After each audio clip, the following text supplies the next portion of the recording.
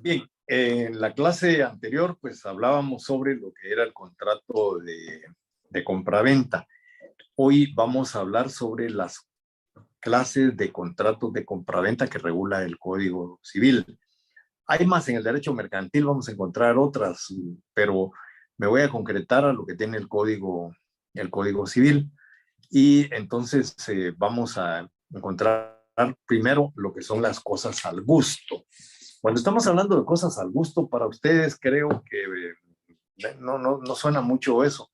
En la época en la que fue eh, hecho el Código Civil, era muy frecuente que hubiera contratos al gusto. Hoy ya por las garantías y todo eso ya no se da mucho esa situación, pero el artículo 1799 dice las cosas que se acostumbra a comprar al gusto o que las partes convienen en sujetar a prueba antes de comprarlas.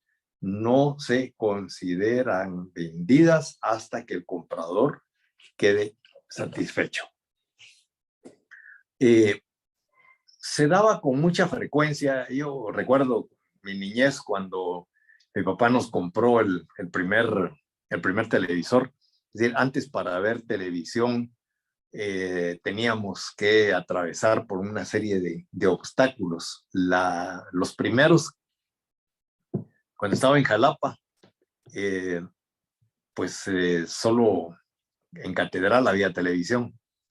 Y entonces nos íbamos todos los patojos a Catedral, y el obispo García Arauz, antes de prender la televisión, nos ponía a rezar el rosario. Así lo rezábamos a 100 kilómetros por hora, ¿verdad? Pero sabíamos que si no había rezo de rosario, no había televisión.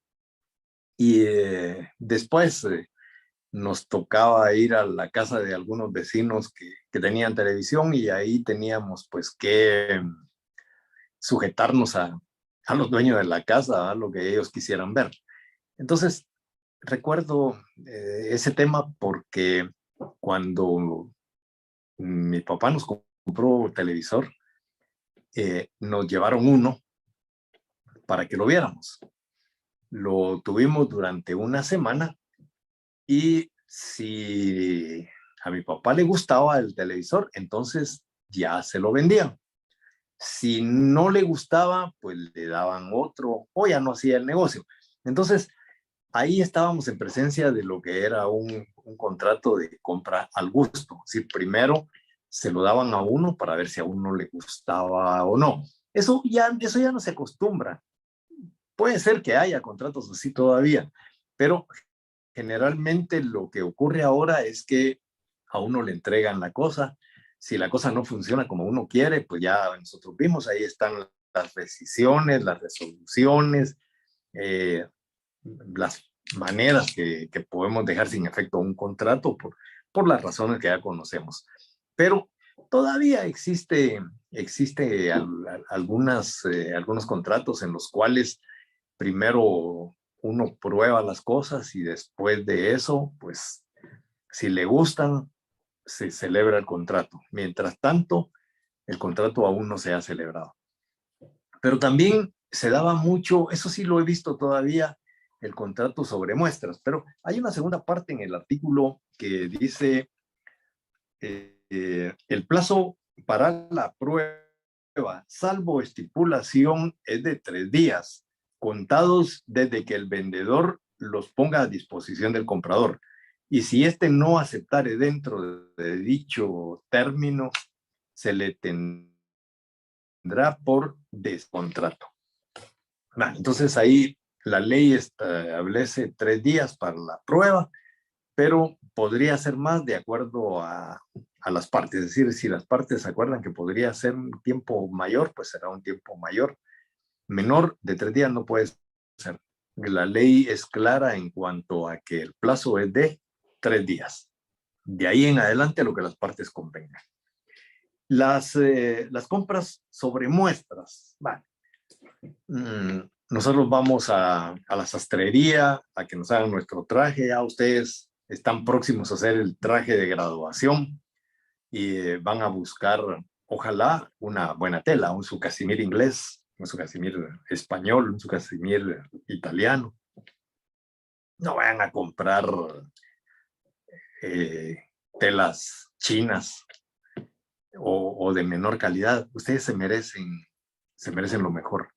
Y es en ese o con ese traje que les van a tomar las fotografías de graduación que van a durar para toda su vida. Entonces, ese día, vístanse bien. Sí, como decían los abuelos, chancles, bien, bien, bien trajeados. Entonces, a uno le enseñan un montón de telas y de ese montón de telas uno busca una y dice, este quiero. Entonces, ahí estamos en presencia de un contrato sobre muestras.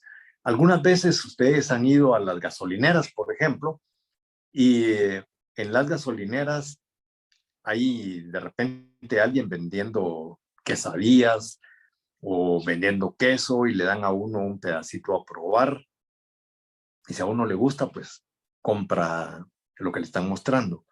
Cuando vamos a los supermercados, estos grandes, a Walmart, bueno, yo no voy a la torre porque me quedan lejos, pero bueno, en Walmart o tal vez en Primark, ven ustedes que hay siempre unas personas ahí con lo que llaman degustaciones. Lo que están haciendo a uno es darle muestras de lo que ellos están vendiendo. Entonces uno prueba, le gusta, lo compra.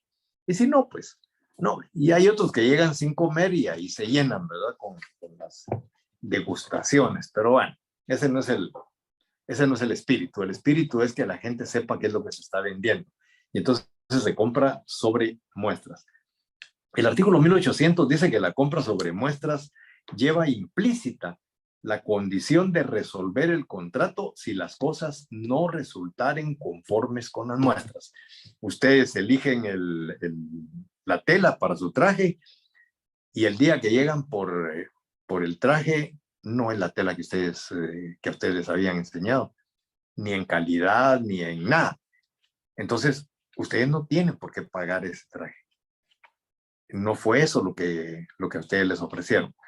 El sastre probablemente le va a decir, no, que mire, este es igual o este es mejor. No, si ustedes no están de acuerdo, se recuerdan aquel principio del pago que dice que al acreedor, y en este caso ustedes lo serían, no se le puede obligar a recibir cosa distinta de la que se le ha ofrecido o de la que se le debe.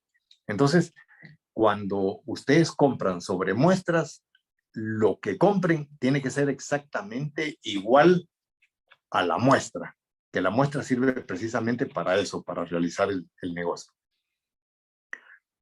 Muchas veces se compra estableciendo una especie y una calidad, y entonces lo que ustedes compran debe ser así. A veces causa un poco de confusión el tema de la especie o calidad, pero no hay ninguna confusión. Vendida, dice 1801, una cosa expresando su especie y calidad, el comprador tiene derecho a que se resuelva el contrato si la cosa no resulta de la especie y calidad convenidas. Cuando estamos hablando de especie, aquí no estamos hablando sobre el tema de las muestras, porque ahí en las muestras no nos están ofreciendo especies, nos están ofreciendo un producto que se supone es igual al que nos van a vender, pero cuando estamos hablando de especies ya estamos hablando de otra cosa, ¿verdad? Y con respecto a la calidad, en el tema de la calidad sí podría homologarse al tema de las muestras, porque cuando estamos hablando de las muestras tienen que ser igual y tiene que ser de la misma calidad. Cuando estamos hablando de igual, quiero decir, si a ustedes le ofrecen un queso cremoso y luego en la muestra, pero luego cuando lo compran y el queso está descremado o no sabe igual que el de la muestra, pues ahí ya está afectando la calidad. La especie no, porque sigue siendo la misma, un queso, ¿verdad? Pero ahí la calidad sí puede variar. Entonces, Tal vez la única similitud que habría en cuanto a este artículo sería la calidad, pero la norma nos habla de una institución diferente a la anterior. Entonces vamos a entender lo que dice la norma, que debe ser de la misma especie y de la misma calidad. Cuando se hubiere expresado el uso que se va a dar a la cosa, la calidad debe corresponder a ese uso. Si yo compro un reloj para buceo, por ejemplo, pues el reloj debe servir para eso. Para eso. Yo tengo un reloj que no es nada comparado con el que tienen ustedes, pero mi reloj dice que se puede meter a 200 metros de profundidad. Y digo yo, ¿y quién se mete a 200 metros de profundidad? Yo me meto a una piscina de clavado de 3 metros y siento que se me revientan los oídos. Ahora a 200 metros. Bueno, pero si el reloj dice que funciona bien a un 200 metros bajo el agua, así debe ser. Y si un día lo probáramos y se llena de agua antes de los 200 metros, ahí ya hay un motivo resolutorio. Ya ese contrato lo puedo resolver o rescindir si todavía está pendiente de cumplimiento. Pero ahí sí la ley nos está diciendo claramente que cuando se compra algo para un uso determinado, debe funcionar para eso. Entonces aquí encontraríamos dos instituciones, por lo menos. Una sería la resolución del contrato por una condición resolutoria. Y la otra, pues podríamos irnos al tema de los vicios ocultos. Porque pudiera ser que el reloj lo que tenga malo es el empaque, que el reloj sí está diseñado para esa profundidad, pero por algún motivo el empaque no está bien. Bueno, entonces ahí probablemente no cabría la resolución del contrato, sino que cabría que lo reparen y me lo entreguen o que me den otro, pues. Pero uno elige cuál de las instituciones va a usar. Si ya no quiere el reloj y no quiere que se lo reparen y no quiere otro igual, pues entonces va a resolver el contrato por esa condición resolutoria. No sirve para lo que uno lo compró. Pero si por el contrario uno sí quiere que se arregle, entonces podríamos buscar el otro tema, ¿verdad? Eh, Luego tenemos las cosas en tránsito, cuando compra uno cosas que vienen en camino. Las cosas en tránsito, el artículo 1802 dice que en la venta de cosas que están en tránsito, el comprador podrá resolver el contrato si no llegaren en buen estado y en el tiempo convenido. Yo compro una cantidad X de vasos, por ejemplo, y vienen en un contenedor. Cuando lleguen al lugar donde me lo tienen que entregar, pues lo primero que vamos a hacer ahí es sacar las cajas y revisar el producto. Si vienen un montón de vasos quebrados, pues sencillamente puedo no recibir la mercadería que me están enviando o puedo pedir que me descuenten lo que se pueda descontar de las cosas que se han destruido, pero no me pueden obligar a recibir algo que viene dañado. Las cosas que están en tránsito deben llegar tal como se convino y deben llegar, dice, en buen estado a su destino. Y en el plazo convenido. Es decir, si me lo van a entregar una semana después, no lo quiero recibir, ya no me sirve. Imagínense que yo compre cosas para la Navidad y me lleguen después de Navidad. Es decir, ya eso no me sirve. Tengo que decir que no. Ese es uno de los grandes problemas que a nivel nacional se produce con el tema de los famosos semáforos en migración. Se recuerdan, en las aduanas, perdón, no migración. Cuando va un furgón cargado, aprovechan para, si paga, entra, y si no paga, pues siga el trámite normal y el trámite normal es engorroso y ellos mismos se van a encargar de que se vuelva más lento, de tal suerte que si ya estamos próximos a Navidad y el furgón viene cargado de manzanas, en una semana están podridas.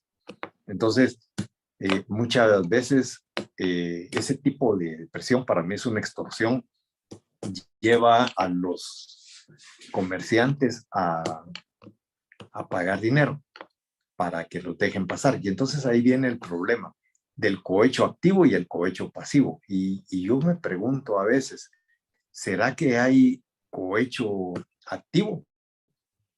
Es decir, ¿será que el comerciante le da dinero al funcionario público o es al revés? El funcionario público es el que pide el dinero.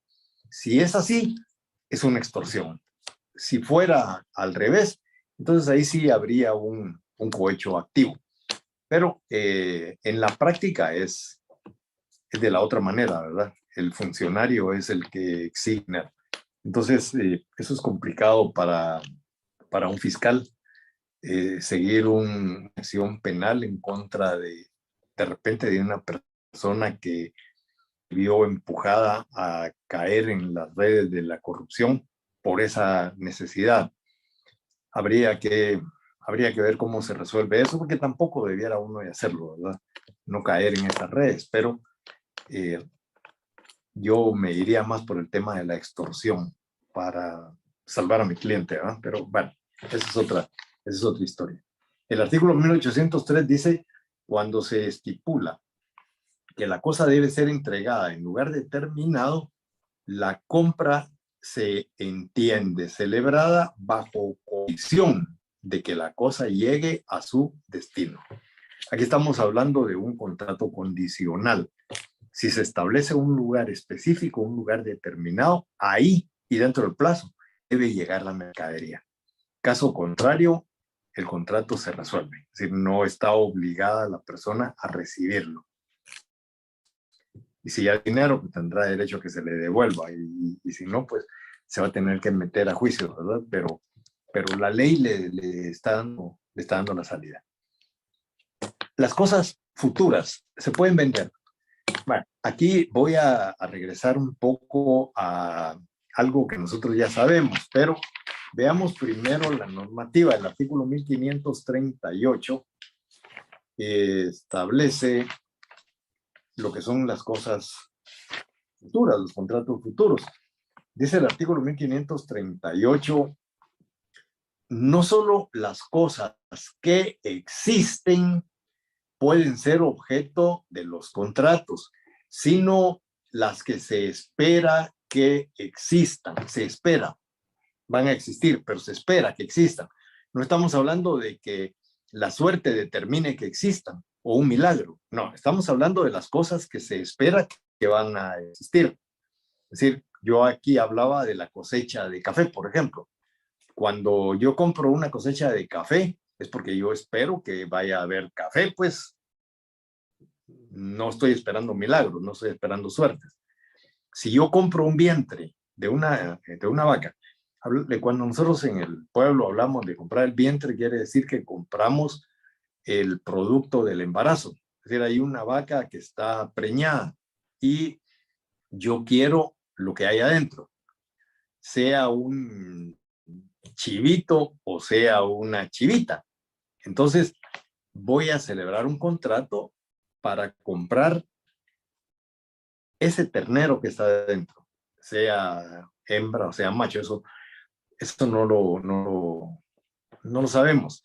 Hay maneras de saberlo, pero eso no es muy frecuente en Guatemala porque el equipo es caro, pero a las vacas, al ganado se le puede hacer ultrasonido y se puede establecer el sexo ya cuando está todavía en el vientre el ternero. Pero no en todos lados se puede y además es caro. Entonces, uno compra lo que está adentro, pero lo que está adentro, ¿qué es? Si se trata de una vaca que la cubrió un toro, pues lo que va a haber ahí es un ternero, pues un chivito, no van a ser una cabra, ¿verdad? Eso es imposible. Entonces, uno puede realizar un negocio sobre algo que va a nacer dentro de 10 meses, ¿verdad? Entonces, ahí hay un contrato futuro y no está determinado por la suerte. La suerte, diría alguien, si le nace a uno un chivito o una hembrita, un machito o una hembrita. No, pero eso de la suerte es relativo, porque a lo mejor alguien quiere que le nazca un machito o alguien quiere que le nazca una hembrita. Si le nace un machito cuando quiere machito, va a decir, ¡ah, qué suerte tuve! No, pero eso no es la suerte. Aquí, cuando estamos hablando de suerte, estamos hablando de una esperanza incierta, algo que no sabemos si va a ocurrir o no. Pero cuando estamos hablando de una cosa futura, estamos hablando de algo que va a existir o que esperamos que vaya a existir. Y para que no se dé el parto, pues que la vaca aborte, pues sería lo único. Pero eso no es cuestión de suerte, eso es cuestión de alguna enfermedad, de algún golpe. Hay muchos factores, pero no es suerte. Entonces, cuando estamos hablando de un contrato a futuro, nos estamos refiriendo a un contrato sobre un objeto que esperamos su existencia, que va a existir. Hablaba yo de un ternero sabemos las razas, sabemos todo lo que haya que saber sobre el ternero, sabemos que es hijo de campeones, por lo tanto debe valer muchísimo y puede ser que con el tiempo también llegue a ser campeón, qué sé yo, pero sabemos que va a nacer un animalito, solo hay que esperar el tiempo para que eso ocurra. La cantidad, dice este artículo, puede ser incierta con tal que el contrato fije reglas o contenga datos que sirvan para determinarla. Yo les decía a ustedes que de 2 hijos campeones se esperaría que nazca un campeón también, pero de repente no. De repente el animal que va a nacer ahí no tiene los mismos aplomos que tiene el otro, no es perfecto, tiene algunos problemas por cuestiones de genética y entonces no va a ser campeón. Entonces no podemos asegurar que lo que van a hacer ahí va a ser un campeón. No, sabemos que va a ser hijo de campeones y sabemos que va a tener buena sangre y que puede ser un buen reproductor, pero es incierta en este caso qué es lo que va a pasar. Pero cuando se habla de cantidad, digamos que la cosecha de café nos va a producir 1000 quintales de café y de repente solo se logran 900, faltaron 100. Bueno, eso de alguna manera es incierto, es condicional, es determinable, pero no podemos establecer con certeza van a ser 1000 quintales de café. No, pero va a haber una aproximación. Los hechos han de ser posibles, determinados y en su cumplimiento han de tener interés los contratantes. Posibles. Para comprar una cosecha de café tiene que haber un terreno sembrado con café y tiene que haber una plantación que ya está en producción. Entonces, ahí estamos hablando de que hay posibilidad, pues no es algo imposible. No sembré yo café para que salgan naranjas. Hay una relación de causalidad con lo que sembré y con lo que voy a cosechar. Además, determinado. He dicho en alguna ocasión que hay algunos cafés que están a 1600 pies sobre el nivel del mar, 1600 metros sobre el nivel del mar, y tiene cafés duros, a veces extra duros y que son de primerísima calidad. Y va a depender mucho del gusto de las personas, porque hay algunas personas, por ejemplo, que les gusta el café de Huehuetenango, a otros, como a mí me gusta el café de Antigua, a otros les gusta el de Cobán. Es decir, Guatemala tiene varios lugares en donde se produce un de primera calidad, pero eso depende mucho del gusto de las personas. Lo que sí es cierto es que se puede determinar. Si yo siembro café en Huehuetenango, el café que va a salir no es igual al de la Antigua. No puedo yo esperar que sea igual al de la Antigua, van a ser diferentes. Están sembrados en diferentes lugares. Por lo tanto, yo puedo determinar qué clase de café, aunque allá siembre Borbón y aquí siembre Borbón, va a haber diferencias. Uno va a tener más acidez que el otro, va a tener el de Huehuetenango, va a tener sabores afrutados, el de Antigua va a tener algunos sabores achocolatados por la tierra del café que está sembrado en Antigua y en Zacatepec es tierra volcánica, el sabor es distinto, pero podemos saber, es decir, los catadores prueban un café y les dicen de dónde es. Lo único que les falta decir es de qué finca, pero sí pueden establecer la región, etcétera, etcétera. O sea que es determinable. Y en su cumplimiento han de tener interés los contratantes. Es decir, los contratantes pues, deben manifestar su deseo de celebrar un contrato a futuro y esperarse a que ya sea viable el negocio. Luego encontramos el artículo 1800, ¿qué? 1805. Que perdí mis lentes, no sé dónde los dejé, y entonces me está costando un poco leer, pero todavía puedo, no necesito chucho todavía. El artículo 1805 dice, pueden venderse las cosas futuras antes de que existan en especie y también una esperanza incierta. Aquí está hablando ya de dos cosas. Está hablando de cosas futuras. Y cuando habla de una esperanza incierta, ¿de qué está hablando? De cosas aleatorias, cosas que están determinadas por la suerte. Este artículo engloba las dos cosas. Las cosas futuras y las cosas aleatorias. Por eso habla de esperanzas inciertas. Entonces, la misma norma hace la separación. Una cosa es la aleatoria y la otra es la futura. Esta norma hace esa diferencia. Dice que se pueden vender cosas futuras y también se pueden vender cosas aleatorias. Habla de esperanza incierta. Los derechos litigiosos. Esto tiene mucho que ver con el tema que vimos sobre la evicción, ¿se recuerdan? Se pueden vender cosas litigiosas.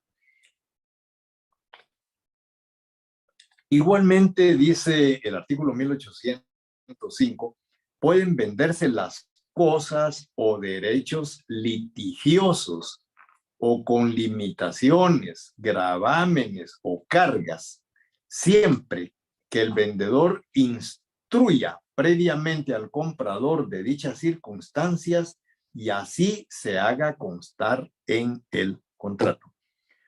Para que eso ocurra, el contrato mínimo tiene que ser por escrito, porque el vendedor tiene que indicarle al comprador que lo que va a comprar está en litigio y él decidirá si quiere aceptar o no comprar algo que está en juicio o que tiene un gravamen. Mire, el inmueble está hipotecado en el banco X. O, mire, el inmueble que usted va a comprar tiene una servidumbre.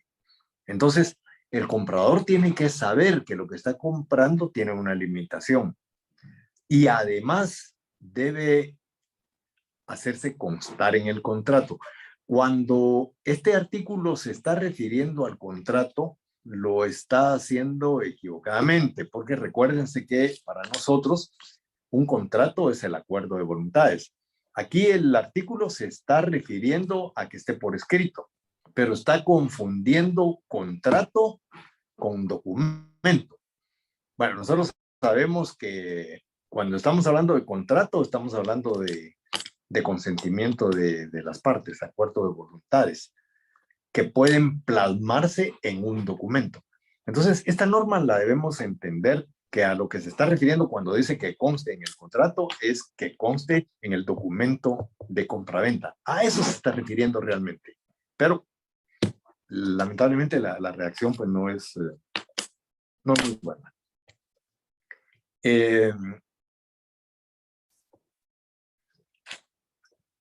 Se pueden vender derechos hereditarios. Y aquí, ojo, derechos hereditarios, sin especificar los bienes de que se compone. Y en tal caso, el vendedor solo responderá de su calidad de heredero. Cuando se vende un derecho hereditario, si yo, por ejemplo, soy heredero de una finca o soy coheredero de una finca, eso quiere decir que hay otros dueños. En el momento que vayamos a heredar la finca, si todos somos dueños, no se puede de ninguna manera vender una porción. Lo que podemos vender es el derecho que tenemos sobre ese bien. O sea, si yo tengo un 25% sobre la finca en mención, solo puedo vender mi derecho a heredar ese 25%. Cosa distinta es cuando en las herencias el testador establece qué parte le va a corresponder a cada uno. Porque entonces ahí ya estamos hablando de un legado. Dejamos por un lado lo que es la o propiedad de los herederos cuando han sido declarados herederos universales a los legados, porque en legados sí se especifica qué es lo que a uno le están dejando, qué pedazo de tierra le toca a uno. Entonces ahí sí se podría vender, pero si el testador no dejó establecido qué parte le corresponde a cada uno, entonces la ley dice que cada uno lo que tiene es de derecho a un porcentaje, dice a la parte a que le corresponda a cada uno. En el caso de un intestado, por ejemplo, sabemos que al cónyuge supérstite, o sea, al que se queda vivo, le corresponde el 50%. Y el otro 50% a los hijos reconocidos. Entonces, si tiene 2 hijos, a cada hijo le va a corresponder un 25%. Y al cónyuge, hombre o mujer, le va a corresponder el 50%. Esa es la proporción. Entonces, si el que va a vender es el cónyuge, solo puede vender su derecho a heredar del 50%, pero no puede vender cosas específicas. Tiene que establecerse claramente la proporción, el porcentaje, y eso es lo que se va a vender. Pero hay algo mucho más delicado todavía.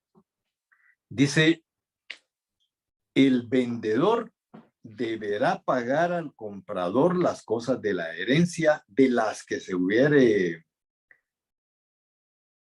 Perdón, antes de eso, se puede vender un derecho hereditario sin especificar los bienes de que se compone. Y en tal caso, ahí es donde viene la parte delicada, y en tal caso, el vendedor solo responderá de su calidad de heredero. Es decir, si yo vendo el 25% de mi herencia, el que compra eventualmente lo van a mandar a otro lado y no al que quería comprar. Si él creía que yo era dueño de cierta parte, a ver, ¿por qué es que ocurren estos problemas? Porque cuando las personas están en vida, generalmente le dicen a uno, mira, eso es tuyo, esta parte es tuya, esta otra parte es de tu hermano y esta otra parte es de tu mamá. Bueno, eso lo dice de palabra el testador, pero si eso no queda especificado en el testamento o si se trata de un intestado, puede ser que ninguno de ellos esté conforme con la parte que el papá decía que era de ellos. Y entonces se va a armar una trifulca ahí porque los otros no van a querer la parte, etcétera, etcétera. Y entonces se van a tener que ir a la indivisión y en esos líos el comprador de repente se va a quedar con la peor parte de la herencia, o al menos no la que quería. Entonces, no puede demandar al heredero por no haber recibido lo que quería. El heredero está cumpliendo vendiéndole su parte, su proporción, no el terreno, porque ese terreno, decíamos, está pro indiviso. Y mientras esté pro indiviso, nadie es dueño de una parte específica, todos son dueños de todo. Entonces, esa norma, ténganla bien presente. Sí se pueden vender derechos hereditarios, pero con esa situación. Por eso es que yo les decía que ahí es donde uno entiende la razón de la promesa de compraventa. Es decir, yo no quiero celebrar un contrato de compraventa sobre un derecho hereditario por ese tipo de problemas, pero sí quiero comprar. Entonces, ¿qué voy a hacer? Un contrato de promesa de compraventa. Cuando se haya resuelto todo, pues entonces ya voy a comprarle a la persona la parte que a mí me interesa, si le quedó a él. Pero si no le quedó a él esa parte, bueno, el negocio no se va a realizar solo si se hubiera puesto como condición que a él le iba a tocar esa parte. Y a esa persona le tocó la parte que uno quería, bueno, entonces ahí no hay problema, ya se hace el contrato de compraventa, pero ahí ya no se está comprando un derecho hereditario, sino ahí lo que se estaría comprando ya es el bien, porque entonces ya entendemos que el bien va a estar a nombre de esta persona, va a estar registrado, y entonces no hay ningún problema. Por eso es que el contrato de compraventa nos ayuda para que podamos celebrar el contrato que nos interesa, que en este caso sería el contrato de compraventa. Igualmente, vemos en este artículo que dice que el vendedor deberá pagar al comprador las cosas de la herencia, de las que se hubiera a su vez el comprador satisfacer al vendedor las deudas y cargas que en razón de la herencia hubiere pagado. Es decir, todos los gastos del trámite del proceso sucesorio, etcétera, todos los gastos estos deberán ser cubiertos. Por lo tanto, si ustedes se dan cuenta, es preferible no comprar un derecho hereditario. Es mejor hacer un contrato de promesa de compraventa y esperar a que se resuelva todo. Ya resuelto, entonces ya uno puede comprar. Pero muchas veces uno está seguro de que las cosas no tienen ningún problema, que todo está bien. Máxime si el comprador le compra todos los derechos a todos los coherederos. Por ejemplo, ahí no habría ya ningún problema. Él le compra a todos. Entonces, lo único que se tiene que hacer es continuar con el proceso sucesorio hasta que se declaren a los herederos y luego pues ya elevarlo ¿cómo se llama? A escritura y al registro. ¿Eh? La escritura ya puede estar hecha. Aquí viene algo sobre lo cual me voy a tomar un poquito de tiempo. Esto es complicado.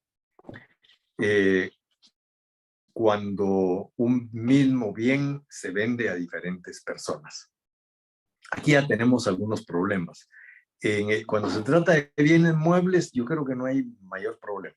El artículo 1807 dice, si una misma cosa mueble se hubiere vendido a diferentes personas, prevalecerá la venta hecha al que de buena fe se halle en posesión de la cosa. El que tenga la cosa es el que tiene derecho sobre ella.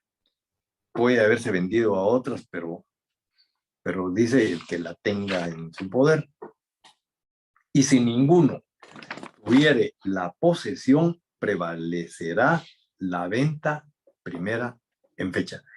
Y aquí es donde tenemos el problema. Nosotros hemos visto, ahí tenemos todos los artículos que yo les puse de algo que ya vimos, que en Guatemala existen dos tipos de contratos, el contrato consensual y el contrato real, pero ya llevándolo a los artículos que conocemos, hemos hablado de que el contrato consensual se perfecciona por el simple consentimiento de las partes, que el contrato real con la entrega de los y luego el contrato solemne que debe otorgarse en escritura pública. Entonces, si el contrato es consensual y yo le vendo a alguno de ustedes, le vendo mi carro, En el momento que hicimos el contrato de compra-venta, pues ustedes pasan a ser los dueños. Es decir, quien me compró el carro es el dueño. Yo ya no soy el dueño. Hay una norma que se me olvidó poner ahí. La hablamos en la clase anterior. Por favor, la buscan y la agregan ustedes, por favor. Dice que nadie puede, que nulo o nula la venta de cosa ajena. Si yo vendo algo que ya no es mío, este contrato es nulo. Y entonces, si yo ya vendí el carro a una persona, ese carro ya no es mío. ¿Cómo lo voy a vender otra vez? Y entonces, esto plantea un problema para la ley porque habría que establecer a quién se le vendió primero. Y esa es la parte complicada, porque si yo no puedo establecer a quién le vendí primero, entonces ahí, pues al que la tenga en posesión. O sea, la norma debiera de haberse redactado al revés. Primero, el que haya comprado primero. Si no se puede determinar eso, pues entonces al que la tenga en posesión, no hay de otra. Pero la norma está mal redactada, pero la otra está peor.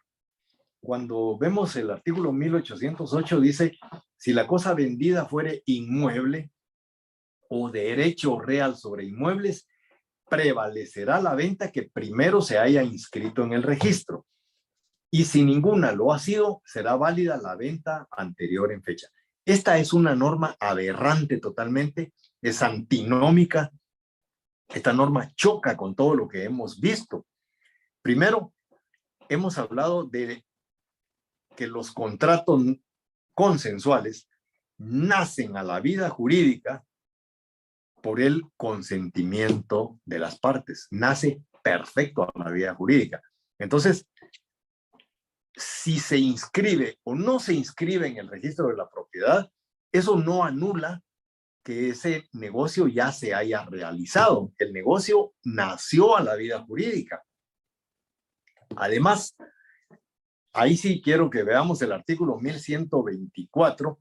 Ese artículo establece que el registro lo único que hace es registrar, no es constitutivo de derechos y obligaciones. Entonces, no es el registro el que va a determinar si un contrato es válido o no es válido.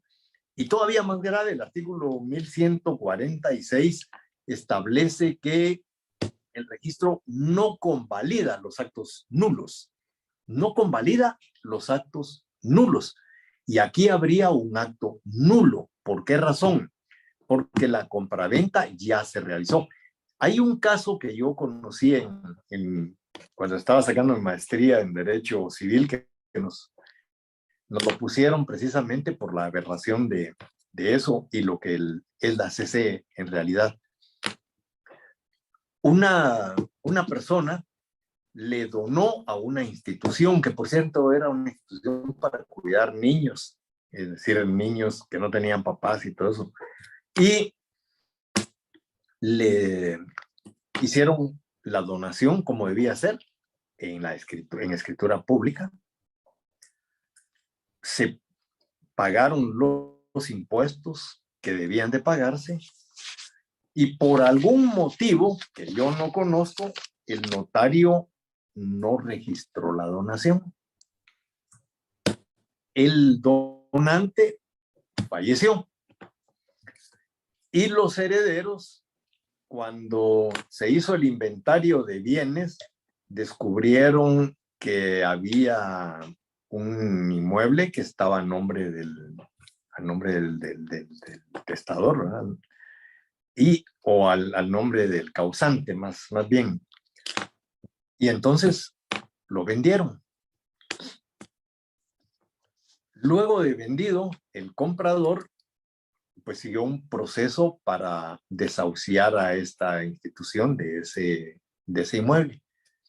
Cuando estos se dieron cuenta de eso por la notificación de la demanda, plantearon una nulidad.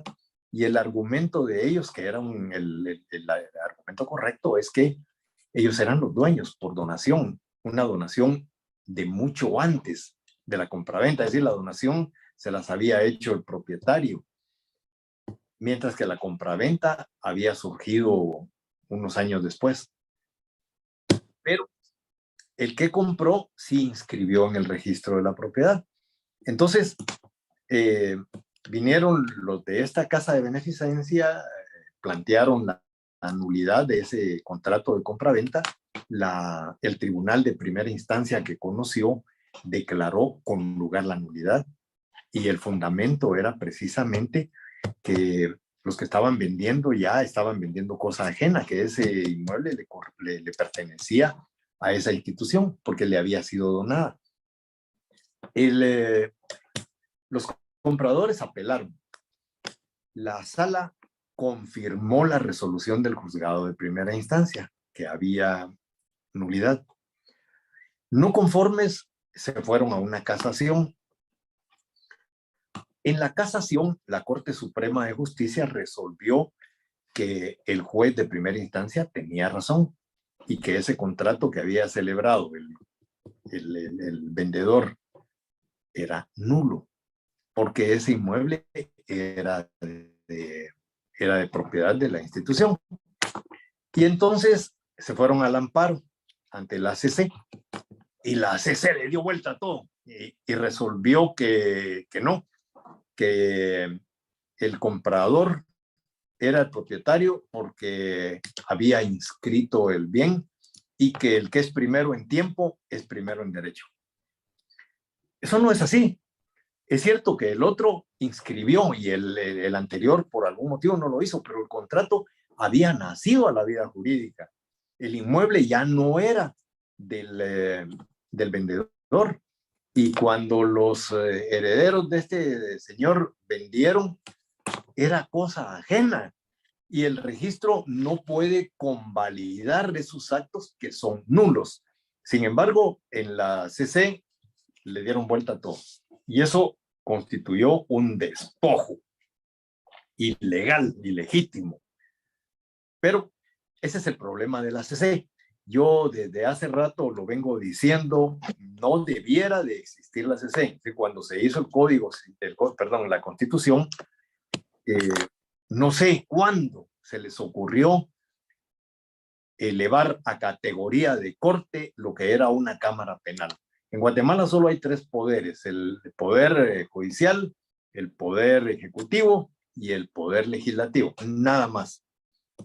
Pero al hacer la Corte de Constitucionalidad en la práctica se convirtió en el único poder, en el máximo poder. La Corte legisla, la Corte ejecuta, la Corte dicta sentencias. Eso no puede ser. Esa Corte de Constitucionalidad no debe de existir como tal. Debe regresarse a lo que es su naturaleza, ser una cámara constitucional, pero debajo de la Corte Suprema, como tiene que ser. No como decía la parlamentaria aquella Torres, Norma Torres. La Corte Suprema, que está aquí, decía ella, desobedeció una orden de la Corte de Constitucionalidad que está aquí, y hacía esa. Y decía yo, vieja estúpida, se mete a hablar cosas que no sabe. La Corte Suprema de Justicia es la que está arriba y los demás están abajo. En materia constitucional sí es cierto, pues tiene preeminencia la CC porque se la dieron, pero la CC no está dentro de sus facultades anular todo lo que durante un proceso, en este caso un proceso civil plenamente realizado con todos los requisitos de ley, darle vuelta porque sí. Bueno, son de las cosas que lloran sangre. Se los explico a ustedes porque esta norma hay que declararla inconstitucional. ¿Por qué no lo hago yo? Bueno, no lo hago yo porque primero, para plantear una inconstitucionalidad hay que tener 3 abogados. Si se pierden hay que pagar una multa, y aquí con las cosas como están, lo más probable es que no declaren la inconstitucionalidad, porque quien tiene que declararla es la misma CC, y ya dictó una resolución así, difícilmente quiera cambiarla. Y luego hay que tener interés. Y yo lo que no tengo en este momento precisamente es interés. Es decir, a mí no me ha afectado aún esa norma, no soy legislador, Por eso yo siempre digo, cuando ustedes lo sean, deroguen esa norma, corríjanla. Esa norma tiene que quedar clara, y la norma anterior. Porque luego se van a ver ustedes en problemas mayúsculos cuando sus clientes estén siendo despojados por una sentencia dictada por una Corte de Constitucionalidad, fundamentándose en que el que primero inscribe en el registro, ese es el dueño. Eso no es así. El registro, para comenzar, no convalida actos nulos. Y segundo, pues el registro, ¿qué es lo que hace el registro? Realmente, ¿cuál es la función del registro? Veamos el artículo 1124. El artículo 1124 establece bien clarito qué es lo que hace el registro y qué es lo que no puede hacer. Les pido disculpas por la tardanza de no encontrarlo. Les digo, me cuesta un poquito leer ahorita, que algo que no va a ocurrir en la próxima clase. Ya voy a tener mis lentes, ojalá los encuentre. El artículo 1124 dice: el registro de la propiedad es una institución pública que tiene por objeto, o sea, la naturaleza del registro es la inscripción, anotación y cancelación de los actos y contratos relativos al dominio y demás derechos reales sobre bienes inmuebles identificables, con excepción de las garantías inmobiliarias que se constituirán de conformidad con la ley de garantías mobiliarias, no inmobiliarias, ¿no? Mobiliarias. Entonces, si a eso le agregamos el artículo 1146, vamos a ver que dice el 1146, la inscripción no convalida los actos o contratos nulos según las leyes. Entonces, inscribir en el registro no es constitutivo de derecho. Es decir, el acto puede ser un acto nulo, como en este ejemplo que yo les estaba poniendo. Entonces, ahí no hay ni vuelta de hoja. Pero esa norma, por la reacción tan mala que tiene, puede dar lugar a injusticias, como en este caso. Al final, no sé qué resolvieron, porque las resoluciones de la Corte de Constitucionalidad son inimpugnables, ¿no? Esos son los dioses de la justicia en Guatemala, no se puede impugnar. Lo único que le queda a uno es irse a la Corte Interamericana de Derechos y ahí tratar de enderezar las cosas. De lo contrario, pues a estos clientes los despojaron judicialmente, ¿verdad? Eso es delito. Además, es una injusticia terrible. Luego tenemos el tema de la unidad de medida. Esto se da específicamente para el caso de los inmuebles.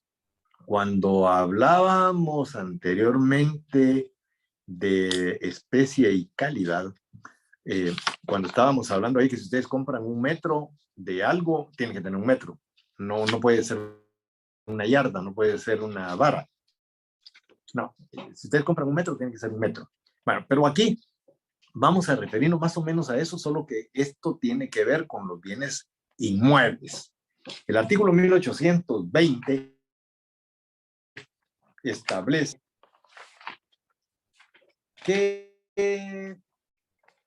si la venta fuere de bienes inmuebles y se hubiere hecho fijando su área o a razón de un precio por unidad de medida, el comprador queda obligado a pagar lo que se halle de más y el vendedor a devolver el precio correspondiente a lo que se encuentre de menos, siempre que el exceso o falta no pase de la 10ª parte del todo vendido.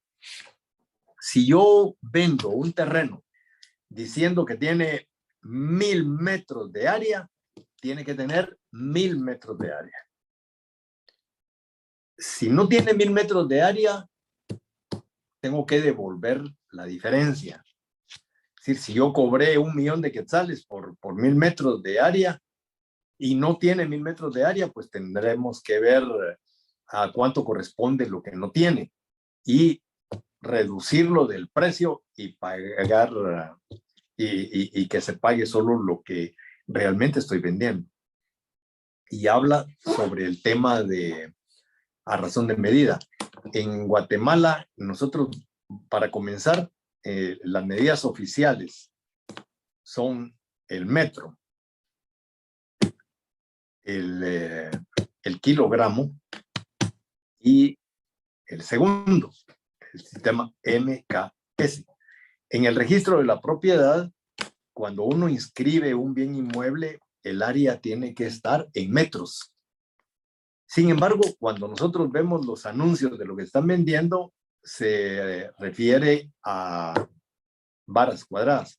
Porque lo que pasa es que no es lo mismo vender 1.000 varas cuadradas que vender 1.000 metros cuadrados.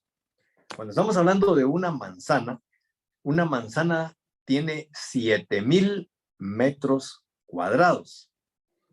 Pero si lo reducimos a varas, tiene 10.000 varas cuadradas. Y entonces, ¿dónde hay más?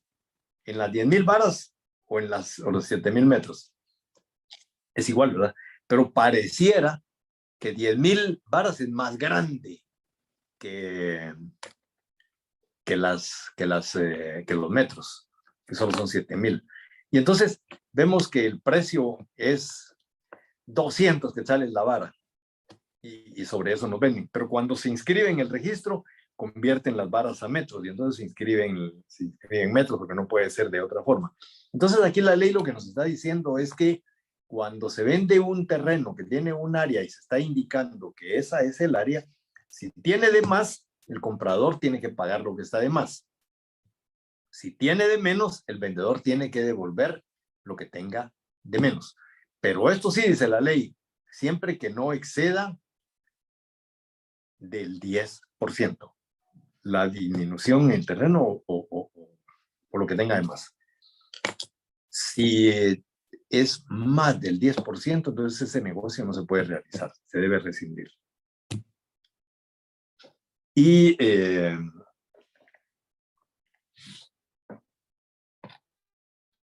el siguiente tema que tenemos ahí es el ad corpus. A ver.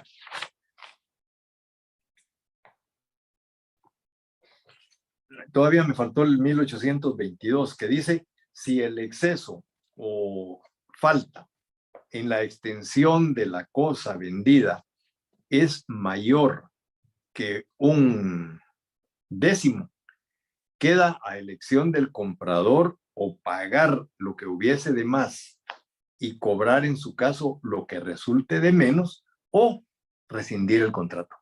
Entonces, pero ya queda a voluntad, dice, no se le puede obligar. El comprador puede aceptar pagar lo que está de más o pedir que le devuelvan lo que está de menos. Pero si no quiere ninguna de las dos cosas, entonces el negocio se puede rescindir. Cuando estamos hablando de ad corpus en latín, ¿verdad? Pero en español eso se conoce como cuerpo cierto. Cuando hablamos de ad corpus o cuerpo cierto. Dice este artículo, si un inmueble se ha vendido determinando expresamente sus linderos, el vendedor estará obligado a entregar todo lo que esté comprendido dentro de dichos linderos, aunque haya exceso o disminución en las medidas indicadas en el contrato. Aquí me voy a quedar porque yo creo que ya me extendí bastante en esta clase y todavía pues ustedes tienen que estudiar y hacer preguntas. Voy a dejar lo último que es la compraventa con reserva de dominio para la próxima clase. Sin embargo, voy a terminar de explicar lo que es la compraventa al corpus. Ya casi no se da la compraventa al corpus. La compraventa al corpus la vemos nosotros en las escrituras antiguas, en los negocios antiguos. Cuando uno compraba imagínense ustedes, decía el terreno, colinda al norte con Juan Pérez, al sur con Luis Enríquez, al oriente con Fernando Perencejo y al poniente con Sutano X, pero no señala el área, solo señala los linderos. Entonces, yo estoy comprando una manzana de terreno. Eso estoy comprando, una manzana de terreno. Pero en la escritura, lo que me están vendiendo es el terreno ese que a mí me gusta, que yo quiero, y están perfectamente delimitados sus colindancias. Entonces, lo compro. Cuando hago una medición en el terreno, me percato que no tiene la manzana. Le faltan varios metros. En lugar de tener 7,000 metros, apenas tiene 6,000, le faltan 1,000 metros. 1,000 metros ya es palabra mayor en tierras. Entonces, no puedo reclamar. Dice la ley que si compré de esa forma, tengo que aceptar si tiene de menos, como comprador.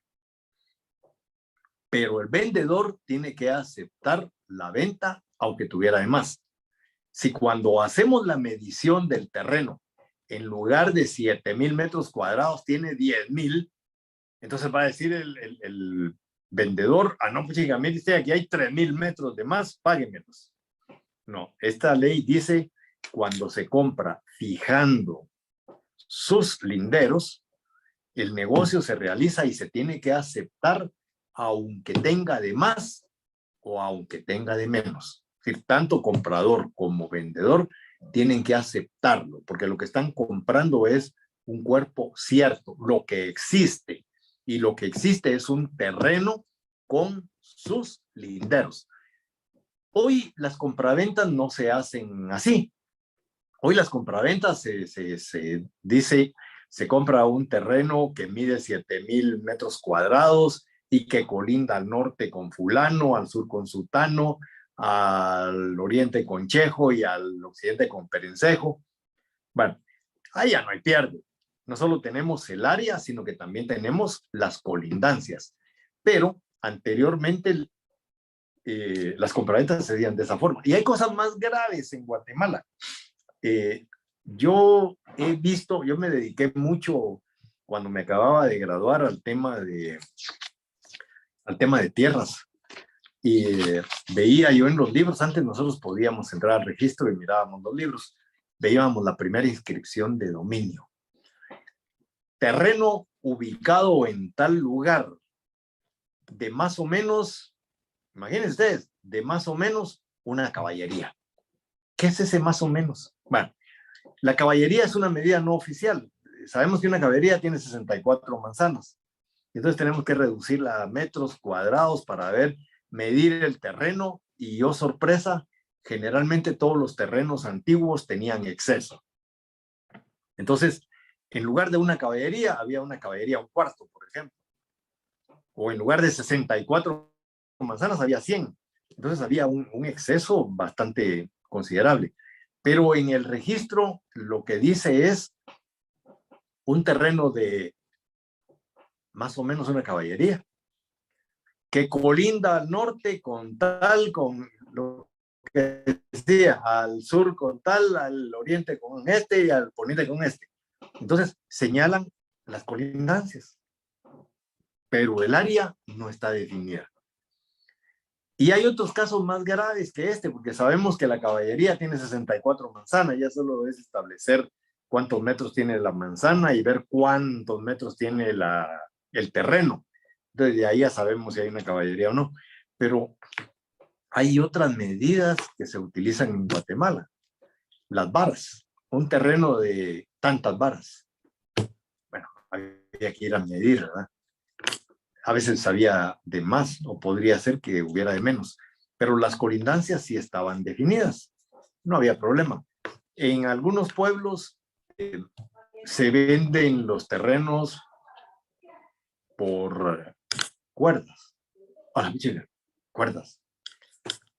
Y entonces cuando uno dice, mire, te vendo una cuerda, ¿de a cuánto? ¿De a 30 o de a 20? O sea, ni siquiera hay uniformidad. Entonces, esos eran los problemas que había antes en el tema del registro. Me tocó ver una finca que decía, una finca de 10 caballerías, que colinda al norte con ejidos de San Luis, Petén, al oriente con ejidos de San Luis y al poniente con ejidos de San Luis, al sur con el río Sartún. ¿Y eso dónde es? ¿Cómo lo resolví? Una guisachada, ¿verdad? Porque no había otra forma de hacerlo. Me fui con los herederos del dueño de esta finca y más o menos por dónde era que estaba la finca de este señor. Ahí había gente que decía, bueno, mire, la finca estaba aquí, era no sé qué. Bueno, entonces la finca estaba aquí. Al sur está el río Sartún, ya tenemos un límite. Y a los otros estaba los ejidos de San Luis Petén. Entonces les digo, bueno, ¿saben qué? Midamos 10 caballerías, pongamos los mojones y luego pidamos que se reaviven mojones para darle ya un área a la finca. Así lo hicimos con el riesgo de que de repente apareciera alguien diciendo, esta finca es mía, ¿verdad? Era un riesgo tremendo. Nunca apareció nadie, al final pues la finca quedó ya registrada con sus colindancias reales, con sus medidas reales, y hasta donde tengo entendido, creo que hasta la vendieron, no sé cuántas veces la hayan vendido, pero nunca tuvo problema. Pero, es decir, lo tuvimos que resolver de esa forma, no había otra. Y esos son los problemas que tenemos con esas escrituras anteriores, porque tenemos medidas que ya no son las medidas oficiales. Tenemos caballerías, tenemos manzanas, tenemos varas, tenemos cuerdas. Esas medidas no son las medidas oficiales. En Guatemala, las medidas oficiales son los metros.